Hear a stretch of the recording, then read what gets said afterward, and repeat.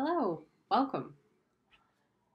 I decided today to kind of just throw the camera on and see what happens. So if this seems a little bit more disjointed than some of my other videos, that's why. But I'm kind of hoping that I can capitalize on some of the passion I feel about the topic. So lately, I have done a bunch of things in preparation for an online course that I have got together. I just kind of need the final expertise to push it out the door. All the technology stuff that I'm really not good at. And it's called How to Stop Hating What You See in the Mirror. And I think that this is a really big deal. Because too many of us don't like what we see in the mirror. In fact, too many of us walk up to the mirror and won't even look at ourselves in the mirror because we're not happy with what we see. So I wanted to kind of give a general overview of what I felt were necessary things to do to get us to stop hating what we see in the mirror. The first thing that I think we have to do in order to start loving ourselves more is to stop allowing ourselves to buy into what the rest of the world is telling us is beautiful. Okay, I just said something big there, and I didn't actually give any kind of idea as to what I was talking about, or even really how to do that. But the reality is, and I think most people will agree with me when I say that the beauty industry, the health and wellness industry, the dieting industry, the laser surgery industry, these big industries are all trying to get you to see a problem with yourself. And the best way to do that is to create one. So it's really good business practice for us to not like what we see when we look in the mirror. So I feel like the first step is that we have to start saying, I am going to stop listening to these big industries. And one of the more tangible things you can do for that is to stop dieting. This is a big deal. And a lot of people get upset when we talk about stopping to diet because a lot of people feel like dieting is, in a way, a sense of self-care. Because they see it as a way to show themselves that they love themselves because they're trying to get healthy. There are so many different things I can say about this, but I am going to say just this one thing. That dieting never works. And I think when I created this course, the people I'm creating and talking to are those people who have been on numerous diets. And if you've been on more than one diet, then you could probably look back over your time and be very aware that it didn't work. Because at some point you ended up back at the number you said you were never going to be at again. And you had to do it all over again. So if we can do that one thing, if we can stop telling our bodies that they're not good enough the way they are, if we can just stop dieting, this is going to go a very long way in not hating what we see in the mirror. And I know that feels counterintuitive, but when we can stop putting so much pressure on ourselves to be what the rest of the world is telling us we need to be, there's a sense of freedom with that. But don't get me wrong, that is definitely just kind of a first step. I feel like once we've done that, then we need to start creating some boundaries. And by boundaries, I mean we need to start looking at all the different ways that the message that we're not good enough comes in from the outside. And the way that happens is things like TV. If you've ever taken a look at a television show nowadays, there are very few women or men, but more there are a number of men. Most of the time it's women who are in larger bodies. And if you see a woman who's in a larger body, what is she doing? Dieting or complaining about her weight or making fun of her body. And this just emphasizes this message that larger bodies are not good enough. Well, if you've decided to take my advice on the first step, while it may be a sense of internal freedom, we can't deny the fact that we live in a world where these types of messages about what a woman's body should look like are out there. And we need to become aware of how they're getting into us personally, how we personally absorb that message. And we personally absorb that message by watching these TV shows and these movies where we see these larger women who are not going out and fulfilling their dreams, but instead are just concerned about their bodies. We're also consuming this message on our social media feeds, and I truly believe that that is one of the very first extremely tangible steps you can do, is go through your social media feed and unfollow or hide or whatever you got to do to get people off that don't make you feel good about being you. And this means all these people that are doing transformational stories, all these people who are posting pictures of their quote-unquote healthy food because they're never going to show you what they eat on the weekends or cheat days or whatever. Any of these people who are promoting diets, promoting these ways for you to become smaller. I think we need to start really looking at these things. I think we need to start looking at the podcasts that we're consuming if you listen to podcasts or radio, taking a look at those advertising. I mean, here's the reality. If you're a woman or a man who's in a larger body and you take a look at an advertisement and they're not showing you, you're seeing someone extremely thin who's dressed in designer clothes, why would you buy that product? For most of us, it's because subconsciously or maybe even consciously, but mostly it's a subconscious thing where you're going, well, I want that. I want her body. I want those clothes. I want to look like that. We need to start becoming aware of these messages that are coming into us. So that's kind of a second step. I also feel that boundaries need to be created with loved ones and family members and coworkers in whatever form that takes for you. Boundaries are really, really tricky and ever evolving. If you think you've got a boundary laid with someone and then they say something out of left field, well, then we need to talk about, you need to figure out your boundary again. All of a sudden things have changed. So boundaries with other people are very, very evolving, and that's okay. That is an okay thing to have happen. I think a lot of us think we need to be hard and fast with our boundary rules, and we don't. We can't. So I think it's really important that we start to create, in a sense, a barrier with the world around us so that we can start to feel good about ourselves again. You're not going to do that. You're not going to be able to look yourself in the mirror and love what you see if you don't, first of all, accept that the body you have is the body you have. So don't try to change it with dieting because it's not going to work. 2, start to create some boundaries, some awareness of what is going on in the world around you and how you've absorbed this message that you're not good enough just the way you are. And that takes time and effort and energy, but I think it's really vital to do. And then once you've created that space, that's when you can start to go back and really analyze what happened for you when you were dieting. Why did you diet? Or why did you try to change the person that you were?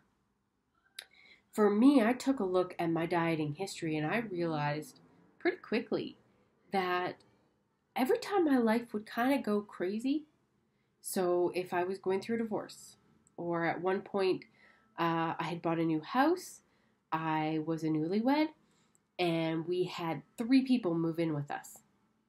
And I didn't want to admit it at the time, but I couldn't handle having to set boundaries with other people. And because I couldn't do that, I started to diet. And I started to diet because the rest of my life felt out of control. And I quickly realized that. And that might not be everybody's story, but that was definitely my story. And I began to realize that I was using dieting as a coping mechanism. I was using how my body looks on the outside as a coping mechanism. And what I also realized when I started to really take a look at what happened to me when I dieted or when I tried to change who I was, is that my values got all messed up. And I think values are something we really need to analyze once we've created that kind of barrier. We really need to understand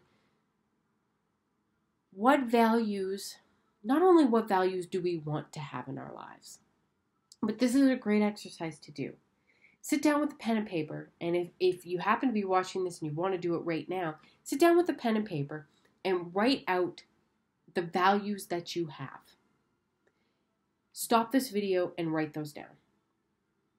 Then once you've done that, then take a look at your planner or your Outlook calendar or whatever it is you use to track what you're doing during the day. And take a look to see if your values are actually there. So let's say you have a value of family. For me, that was a big one.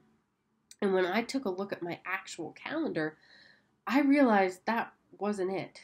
I definitely wasn't putting family above a lot of other things, including my own learning. I wanted to learn more. I'm a big reader, so I was putting that well above family.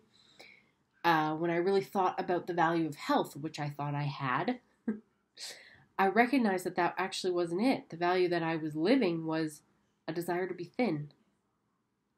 Because health doesn't look the way it looked in my planner. So I think having a really good discussion with yourself about your values is really important. So if you're doing this exercise right now, just stop and go take a look at your planner and see if what you had there lines up with what your plan is. Maybe you're not seeing a lot of discrepancy. Maybe you're seeing that these things are actually there. Or maybe you're beginning to realize that the values that you really wished you could have put a priority on are not actually there. And maybe it's time to do some reorganizing.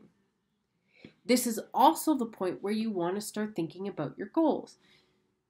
So a bit about my story is that I was a yo-yo dieter. I was about 24 or so when I started my very first diet, and I did about 15 or so diets. I reached my goal weight about 5 times. So my weight went up and down and up and down and up and down over the course of 15 or so years. And I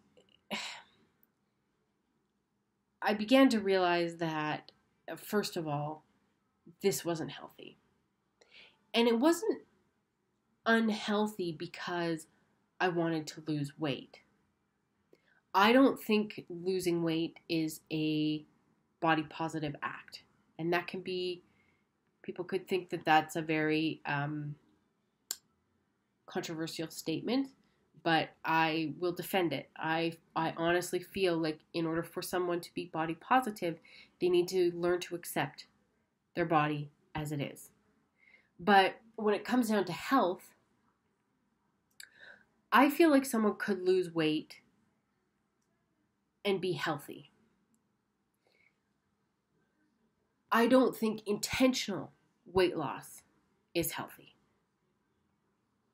And there's a difference there, because for me, intentional weight loss was the goal. And not only was it the goal, it was the goal I put above all other goals. And every single thing I did was to do that. And when I hit plateaus or I wasn't losing weight as quickly as I wanted to, I would go to extreme measures in order to make it happen. So because of that, that was the only thing I really did. Like when I look back, when I stopped dieting, it was really rough for me because trying to figure out what I wanted to focus on in my life, what goal I wanted to accomplish, what things I wanted to do outside of being the healthy one and losing a bunch of weight, or doing bodybuilding shows, which I did a couple of, or being the person who was trying to advocate against eating disorders, because I also had one of those. What was it that I was looking to actually be successful with? That was not easy. And so I encourage you that if you are at a point where you're looking in the mirror and you're not liking what you see, you need to create the space to be able to figure out who you are. And in order to do that, you really do need to do these other things. The stopping dieting, the creating the boundaries and the barriers with people, and the awareness with what's coming into your mind, and then sitting down and actually doing the work to figure out what made you so miserable in the first place, and then figure out what you want your life to look like. Please believe me when I say that I still struggle with this. I still struggle to be able to figure out what my life should look like. When I was dieting, it was easy. My life needs to look like 10 pounds lighter. Don't get me wrong, that was difficult, but this is harder. This is a lot of work. So once you kind of get to that spot, then it's about upkeep and taking care of yourself and learning how to love being you. How do you learn to love being you? Well, if you've done all the other things, then you find the things that give you joy and you keep doing them. Things like, I don't know, for me, making a beautiful Italian pasta dinner and having a beautiful glass of red wine while I do it. Or taking some time to just make my bed, have the sun shine in, and I'm lying on my bed just cuddling with my puppies. Or picking out a couple of Netflix movies, some really good comedies, and just giving myself a really good belly laugh. Calling up my sister, because her and I have these really deep conversations, and I can get into all this stuff with her and try to hear someone's perspective who's not like I was with eating and being disordered around health. Things like these give me joy, make me feel good, and so I try to do them as often as I can. You need to find those things for you. So, I know that this maybe was a little longer video than you were anticipating, and I'm sorry that I didn't quite have a really good structure here, but I guess what I'm trying to say is that if you don't like what you see in the mirror, those are some of the steps that I took to be able to walk up to the mirror and be okay with what I'm seeing. Now, do not get me wrong. I do not walk up to the mirror every day and go, oh yeah, you're so beautiful, and air kiss myself. It's not like that. But it is where I will actually look at myself in a full-length mirror and be okay with what I'm seeing, because I know that what I'm seeing, it's me. It's me. And I'm okay with me, with being me. And you need to learn how to be okay with being you. Anyway, so all that to say, a couple of things. I run a meetup group, and we are actually doing most of the exercises from the forthcoming online course. The meetup group is called How to Stop Hating What You See in the Mirror, and it's run out of Calgary, Alberta. So if you happen to be in the area, I would love for you to look us up and join us. I would be delighted if you would come down and partake in some of our conversations. I guess the other thing I'm working on is this online course. All the information about it is actually online. So if you go onto my website, you will see a tab there for how to stop hating what you see in the mirror.